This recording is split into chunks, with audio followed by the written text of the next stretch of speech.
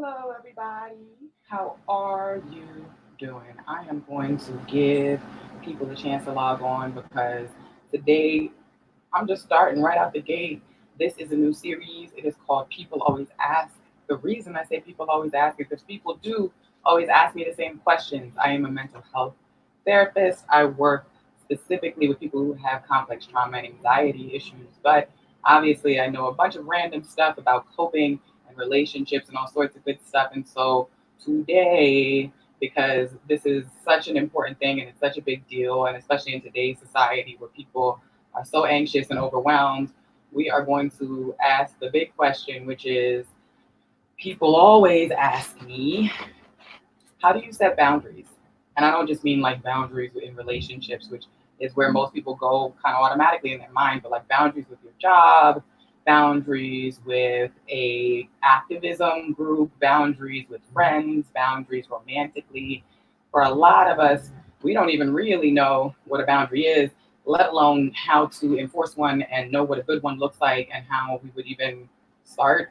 So today, all we're gonna do is just kind of get a little bit of feedback from people. If anybody wants to ask me specifically about the situation, feel free. If you comment, I will see it and I'll definitely answer.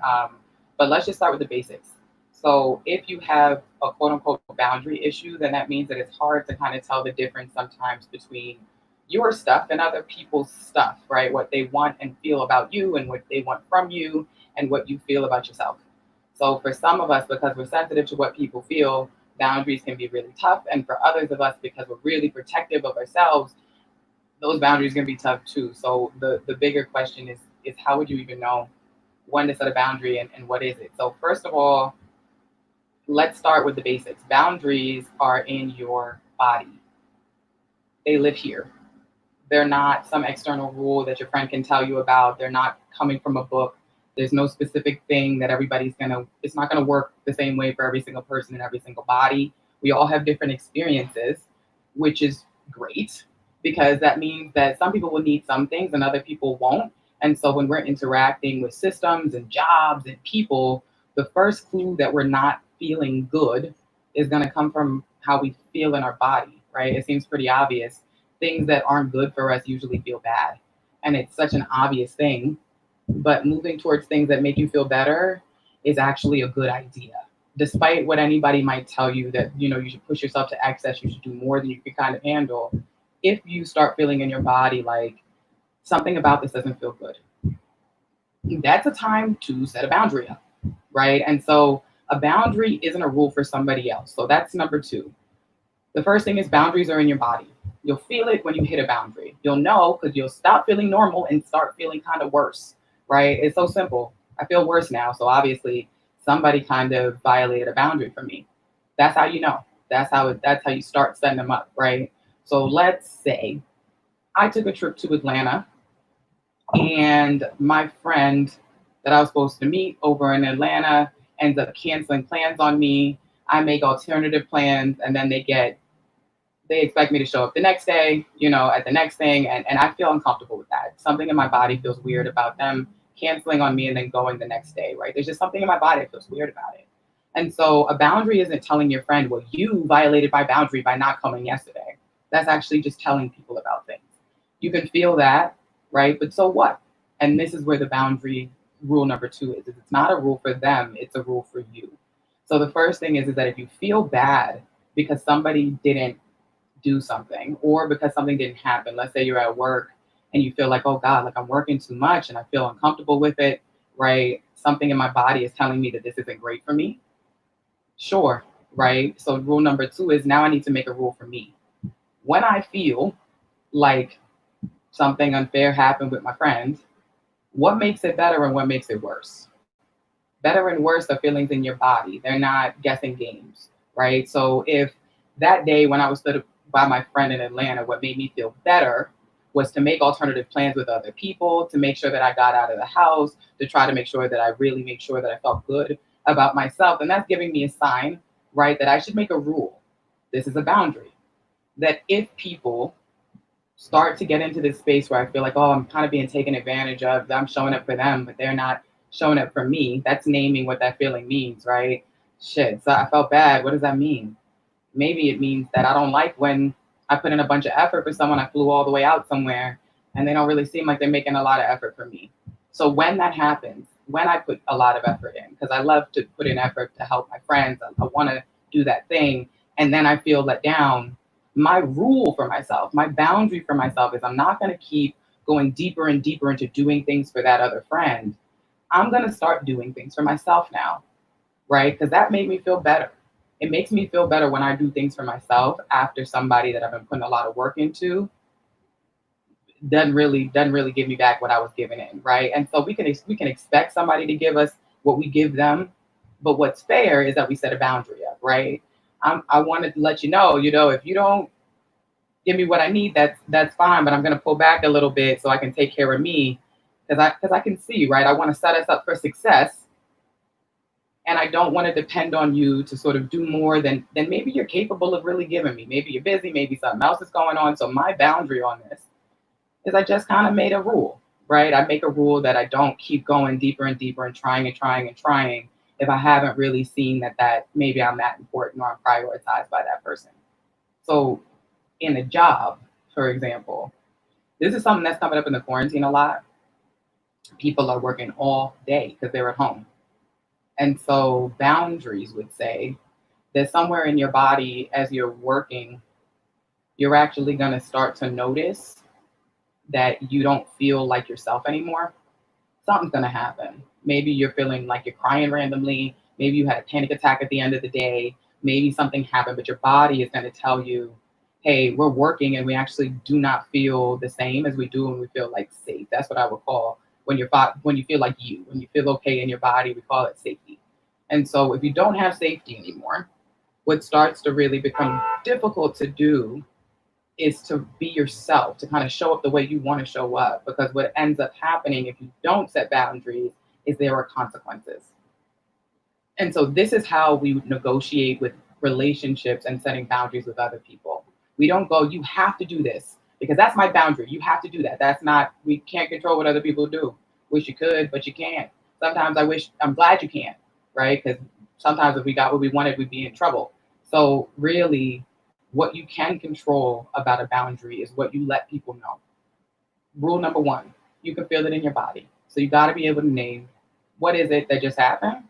What is the boundary that just got crossed for me? What is the situation that I'm running into that I don't like? What's my body trying to tell me? Can I read the feeling? Once I can read the feeling, do I know what makes it better? Because that's what I'm going to have to ask for, or that's what I'm going to have to do, right? So if I'm at a job and I'm like, I don't feel good here. I feel exhausted. I can't even think about myself. I'm overwhelmed, right? I'm having a really hard time doing good work. The question is, do I actually know what makes that feeling better? Or have I been operating there so long? Have I been letting people violate my boundaries so long that I think this is just who I am? Because some of us actually think the person we are is the person we are when we're anxious, or the person that we are when we're operating at, like, you know how there's a mode on your phone where you can power down, right? Like where you can kind of go on a battery saving mode. And it's like only specific apps work on the phone during that mode. Some of us operate almost all of our lives in that mode, right? We go to work in that mode. We have our email app open. We got the text app open. We got the phone open. But if you want to do any extra functioning today, guess what? We don't have the resources because we've been letting people violate our boundaries. And what happens is, like I said, this is the most important part. When we let people violate our boundaries, we're not just saying they need to do that. There are consequences if they don't do it, right? If I work too much, something's actually going to happen, right? So a really simple thing would be like, if I work too much, if I'm working from 10 a.m. till 10 p.m., and then I go to sleep and I wake up the next day and do it the next day, there's obviously going to be a consequence to the quality of my work and the likelihood that I'm going to stay at your job, realistically, right? Long term, what's going to happen is I'm going to quit, right? And so if anybody should be interested in that, it's the person who you work for. And so that's the negotiation tool, right? Is that the consequence of this is going to be a problem for both of us, right? So if I tell my friend, I need to really, have this thing set up so that I don't feel like I'm being taken advantage of, and they go, no, you need to come and see me. You go, well, listen, the consequence of me coming to see you anyway is I'm going to show up resentful, angry, mad at you. I'm gonna have a chip on my shoulder. I'm gonna start being passive aggressive because honestly, I won't feel like I have space to take care of myself and be your friend at the same time. That's the consequence. Is either I feel like I have to choose our friendship or my ability to kind of feel okay. And that's never an okay kind of negotiation. I see you, Candace. Quit your job. And guess what? As a little sneak peekity peek, next week's episode is going to be about how to get comfortable quitting a bad job. So if you ever were wondering, well, what would it take for me to actually think, hey, I was thinking about quitting this job, but I don't really know how to do it, or I don't have enough money, or whatever, and you have this big dream for yourself and you're in the wrong spot, right? That's what we're doing next week. We're trying to just talk about, well, how do you get comfortable? What is the actual steps that emotionally involve in getting comfortable with the idea of leaving your job? Because there is really an emotional process to it, right? It's like leaving a bad relationship, but we'll get into it next week. But the boundary setting thing here is if you do have a good job, hopefully what will happen if you set a boundary that is healthy, that is reasonable, that makes sense, is that you will explain what the consequences will be if you don't kind of get what you need here. And either they'll tell you one or two things. A, this line of work is totally not made for you, right? People who do this have to do this, right? Or you'll get what you need. So worst case scenario, you'll either figured out that maybe you really do work in a place that isn't able to give you what you need. And now you know. You don't guess, because you've asked for it, right? And so when you leave, if you leave, which you probably should, right? If you feel like you can't even maintain your personal boundaries and feel like yourself at your job, then we're starting to get into a place where we've got to create sort of a plan as to what is the answer for that. And if there is no answer, we've got to leave, right? We've got to start developing a plan to leave. And so one of the things in a relationship that becomes really clear with boundaries, right, is that you can give people an opportunity to help you. You don't have to have a boundary where the rule for everything is I'll deal with it all by myself. And I don't encourage you or anybody to try to start by saying, well, forget it. I'm not going to ask. I'm not even going to do anything because clearly they can't handle it. Because either that means you're in a bad relationship with a person who's emotionally kind of putting too much work on you, or you're not giving them the chance to step up, right? I get that you're independent, right? But the reality is that people also really need to know in your relationships how to help you when you need help, how to help protect your boundaries and what they look like so that when we move forward, we have a better situation. We don't just keep going with the same situation that makes you feel terrible and you're just not saying anything about it because you got it. You can handle it alone. You don't need anything. And so a lot of us who pretend, we're really needless, that we're in relationships where, it's not necessarily fulfilling us, but we feel like maybe we can't do better. Then the harder part of this is kind of having a conversation with your partner. And this is typical, right? Because listen, I'm a Black woman. I got the message, like all the Black and brown girls get the message. Don't rely on nobody. Don't ask nobody for anything, because if you do, they will leave. And then what will you do? You'll be devastated, right? Don't rely on people. It's a hard thing sometimes, right? And so, and not just people, but especially, in a relationship, don't rely on somebody in that way. As a woman, you shouldn't be, if you're strong, you shouldn't be leaning in too much to a man, right? And so the hard part of this then becomes finding a happy medium. Yes, you can do it by yourself. Maybe you can take care of yourself. Maybe you don't need people to step up and help you, right? The bigger part of this is that, do you want to be in a partnership with somebody? Do you want to be at a job? Do you want to be at an organization where you have to do it by yourself? Or do you want to be in a place where they know your boundaries, they respect them, they help you enforce them, they got you when you have a weak time? Because ideally, for the life I see for y'all, that's the kind of relationships you have. That's the kind of job you have. That's the kind of life you have. That's the kind of community you have, right? Is that there's people around you who kind of understand what you need. And when you tell them what you need, they look at you, they see your vulnerability, and they don't just go, oh, well, I'm just going to exploit that. Because it doesn't actually make you vulnerable to tell people what you need. So don't ever think that that's true. But you have to have a rule. You have to have a boundary, right? And so that means that if you're going to tell people what you need, be prepared for the worst case scenario and the best case scenario, right? I want to be prepared for the idea that if I sit back and I tell somebody, hey, this affected me this way, and I think that that's hard for me because with my particular history, when people sort of scream at me, let's say, it's really hard for me to feel comfortable. I feel really scared, and so I don't want to tell you the truth anymore, right? Let's say that's a boundary. It's an issue that can come up for a lot of people. People don't like yelling. Other people yell. Maybe I come from a yelling family, right? And so this is a boundary. You can't tell somebody don't yell at me because sometimes they might yell. The question is, what does that do to you, and what will that do to your relationship if it doesn't stop?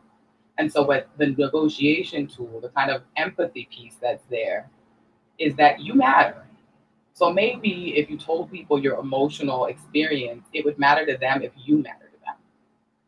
So if we can't do it and we don't want to do it, maybe we can do it, but we don't want to do it alone. The easiest thing for us to do is to start sitting with ourselves, reflect, what does this feeling mean that's coming up when this thing happens, right? And what would I need to feel better? What would I need to feel better if I stay in this dynamic that I'm in here? Right? Am I gonna need to have a conversation with them? Am I gonna need to, develop a side hustle? Like, what is the situation that would make this better for me? And how can I start to communicate that so that other people really get, what it is that it looks like for me to get what I need? And then that way it's fair. It's like with little kids, right? You don't just like send them the time out. Well, this is what the books say to do. I'm not saying this is what your parents did, but I'm saying this is what they say to do in preschools and such. Is that you're supposed to? You can get angry when you can feel whatever you want when you reflect. Don't worry about it. If you get angry when you're reflecting, because somebody's asking about anger, what if that comes up when you reflect? Good. All your feelings have a function. Most of the time, when you're feeling angry, what's coming up is that you feel the need to protect yourself from somebody, right? And so that means one of two things. Either you really do need to protect yourself from them and you need to figure out a plan to do so, or B, there's something coming up in a memory way. Because you could read a book called The Body Keeps Score and tell you all about it. There's another book called My Grandmother's Hands, which talks about racialized trauma in the body, which will tell you all about it. That when you experience something, you remember it in every part of your body. So even if your mind doesn't remember something happening, if your body went through it, your body will be reminded of it when something comes up that triggers that experience, right? So if I'm in a relationship with somebody and something makes me feel bad, and it's not because they're a bad person, and it's not because, there should be a trigger here that makes me angry, it's because I have a history that explains why this makes me angry. Then there's two things I really need to do. One, make sure that there's enough context for what I feel history wise so people understand that it's not irrational, right? It comes from this history. And based on that history, that they understand what you need. If I was to sort of tell you what my history was, could you handle dealing with the vulnerability that comes along with that and helping me kind of get what I need in these moments? Maybe it's compassion. Maybe it's for you to not give me advice, right? Because when I get advice, I feel like you're saying that I'm a bad person, or I feel like you're saying I'm not good enough for you, right? And so, what do you need is the question.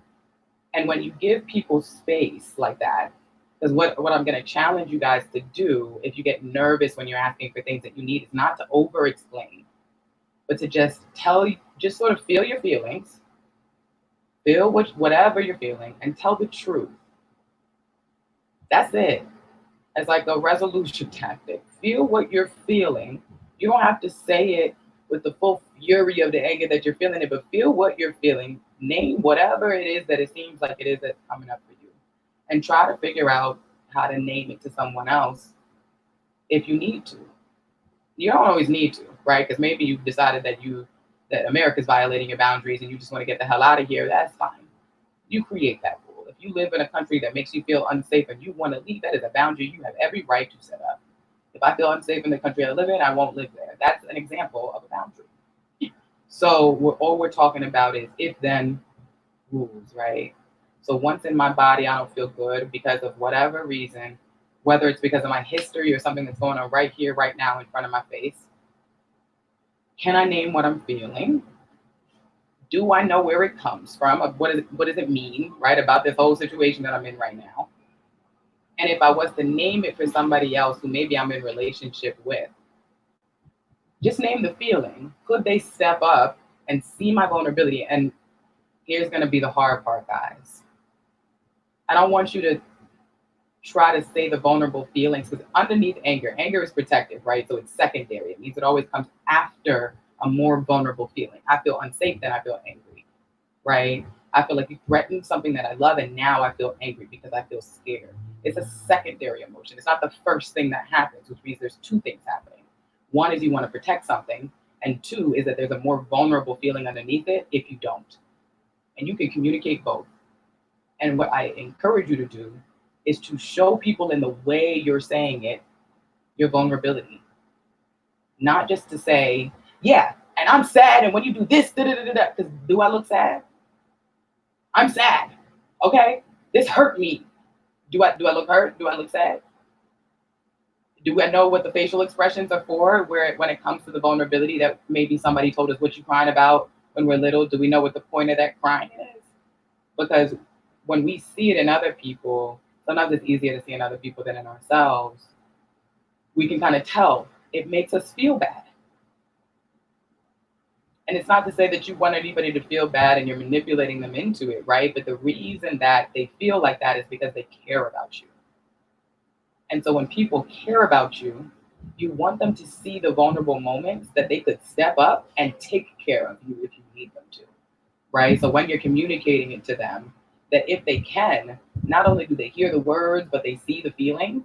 And as a human being in their body, instead of getting defensive because they're hearing the defensive version of you, they're hearing the thing that happens after the vulnerable thing. They're really actually seeing the vulnerability. They're seeing what you kind of do need. And this is where boundaries become empowering. There's nothing weak about needing what you need. And there's nothing weak about giving somebody an opportunity to step up and give it to you. Because if you want to have that type of dynamic with your mother or with your father or with your sibling or with your loved one or with your job, where you can ask for what you need and potentially get those needs met and grow, if you want to have that type of relationship, this is the only way to get there. People can't read your mind, right? They don't know your history right away, and they don't understand why you feel the way you feel all the way. So when we're setting up boundaries, part of what's super important is that we're aware enough of what we feel and what would make it better, not just what would make it worse, but what makes it better, so that we can start to sort of figure out, A, how could I ask for it if I want it from someone else? How could I allow them some space to just step up without trying to push them or do anything extra? Could they step up? And then if they can't, okay, I can make a healthy, guilt-free decision that if I stay, this situation is bad for me. But if I leave, I'll feel better because then I'll be able to give myself what I need, which I know I can do because I did it before. And most of us who have issues with boundaries, right?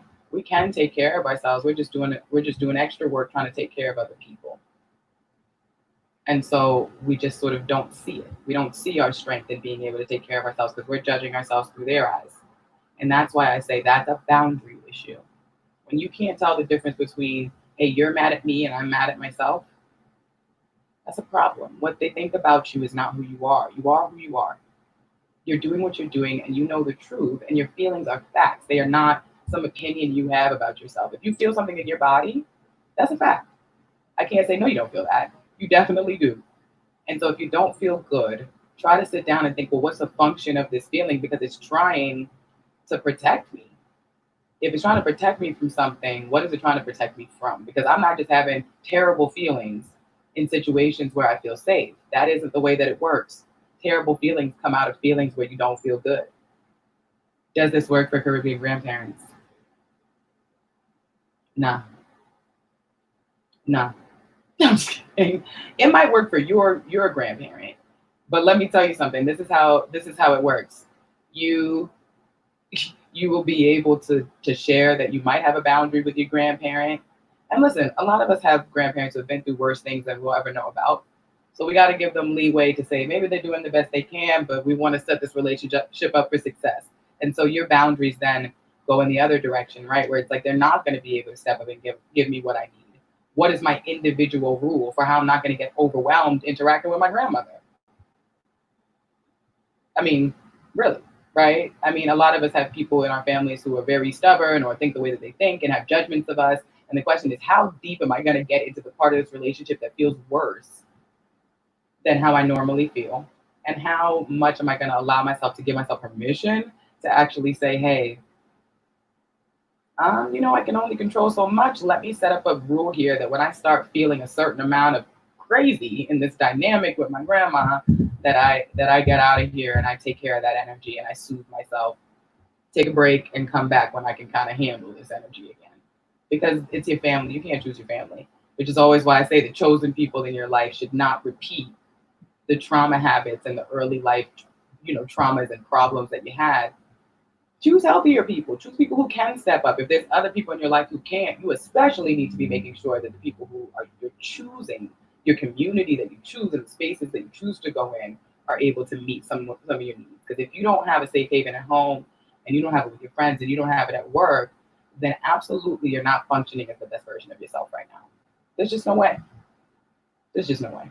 And so, ideally, who you are when you're not worried about all of this stuff, when your boundaries are respected, when everybody's able to really see what those boundaries look like and give you an a real sort of clear response as to whether they can meet those needs, your life gets a lot simpler.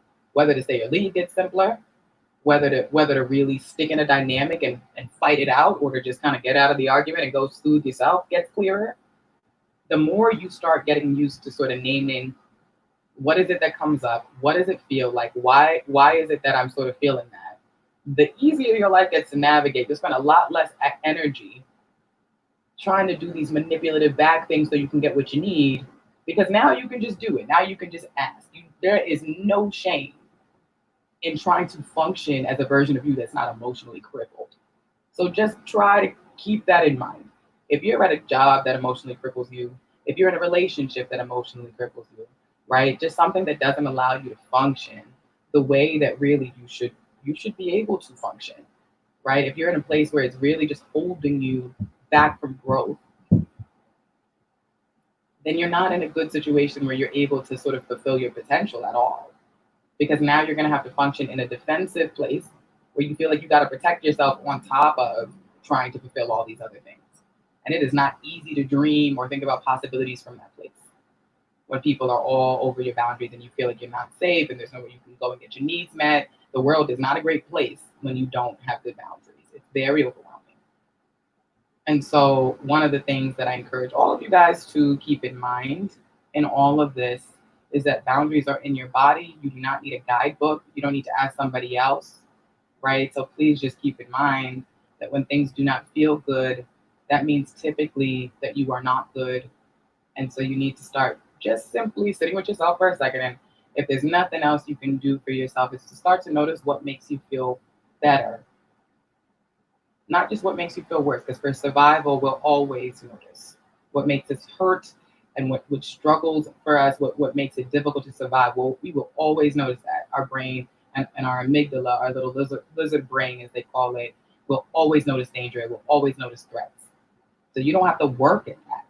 Don't work overtime planning for all the horrible things. Try to really work at what are my strengths, what are my resources, what are the things that I need, what are the things that make me feel better? Because if you don't focus on them, your mind will literally filter them out. And then you won't be able to name what it is that's making you so upset. And even if you can, then you'll have somebody standing in front of you going, yeah, but what do you want me to do? What would make this better? And you won't be able to say it. So even if somebody said, hey, you know what? I just want you to take this piece of paper and write down everything that you need from this job so that you would feel good and that your mental health would be good. What would you even put on the list? You haven't even thought about what you need in a proactive way, and so there is no way to ask for it. And that's a disservice to you, right? You always want to be able to at least know how to ask for what you need.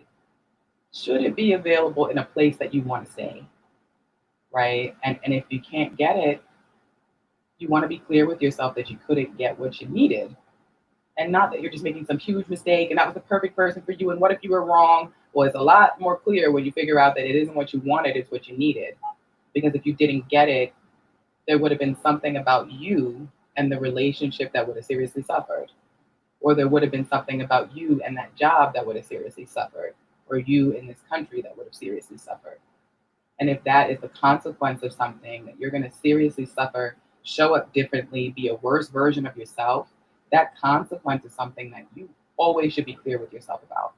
Because who wants to walk around as the worst version of themselves if they don't have to? If they can be clear about the boundaries that they need to end up sort of with more success to set themselves up for a better game. All right, y'all. So we are nearing the prime time hour, which means I am about to log off. I appreciate everybody for watching. Again, next week, I'm going to be talking about how to get comfortable leaving your job, how to get from I want to quit to actually feeling comfortable getting into a place where you really can without a bunch of panic attacks happening, right? I was by part choice and part force,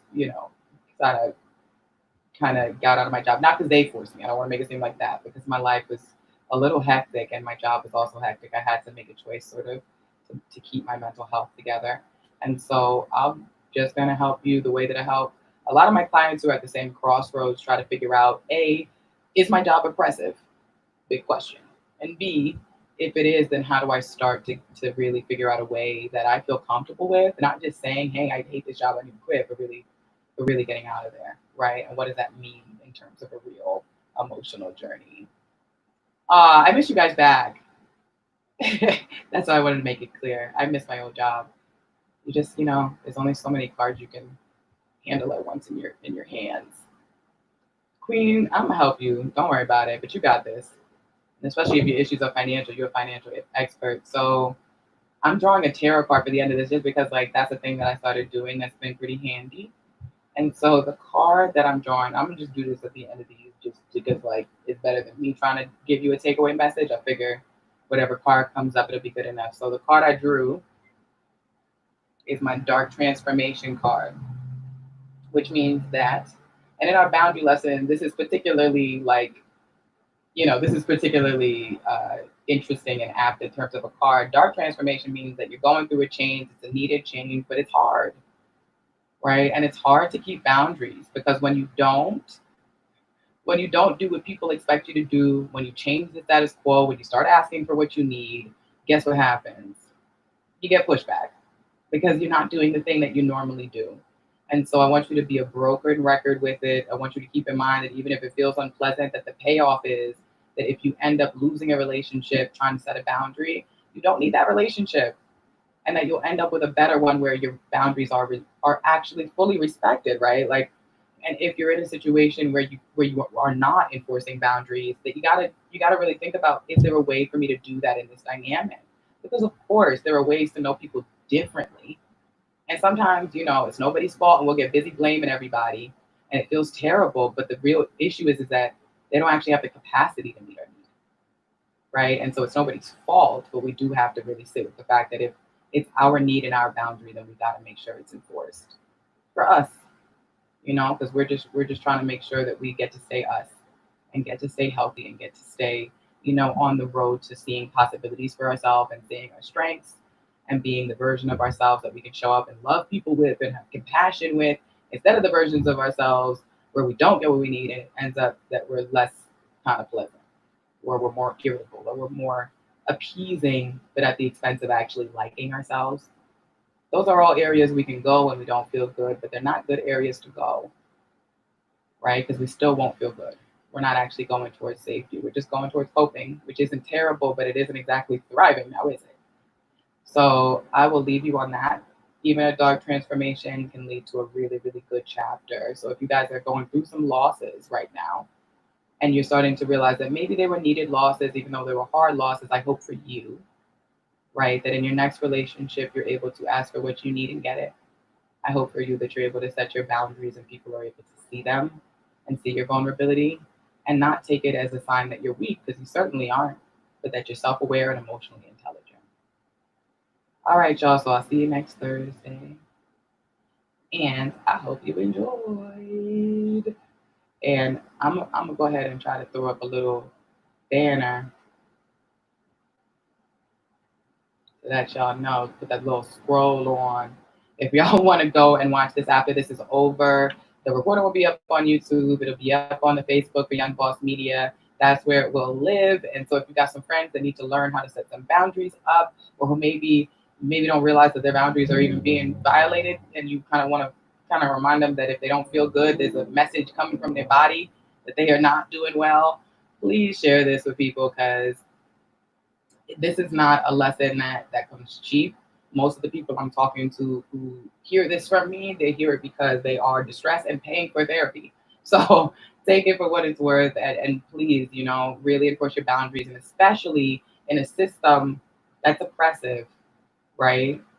Boundaries on a micro level, boundaries on a macro level, right? You need to do work in the world, yes, but please make sure that you're keeping a line where you're doing the work up to the point that you can and still keeping yourself so that you can preserve and your strengths are still maintained. And so if you're an activist out there that hasn't been keeping your boundaries with your work, where you're getting overwhelmed, you're feeling anxious, your sleep is disrupted. These are the signs, right? Please try to make a plan for yourself to think about where is the spot where you started feeling worse, because that's going to be a sign as to where the boundary needs to go.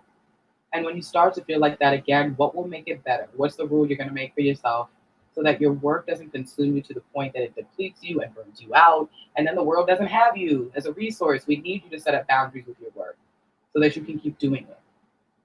All right. So if you're out there working too hard right now and you've been disrupting your sleep, please plan a day, an hour, a minute where you can reflect and sit with yourself and give yourself permission to kind of be human and be vulnerable and get what you need and not and be selfish and not feel bad about it for a second until you dip back into the world where you're doing the work, right? Because that's what we need those good strengths for. That's why you're trying to preserve so that you can use all those strengths to do the work.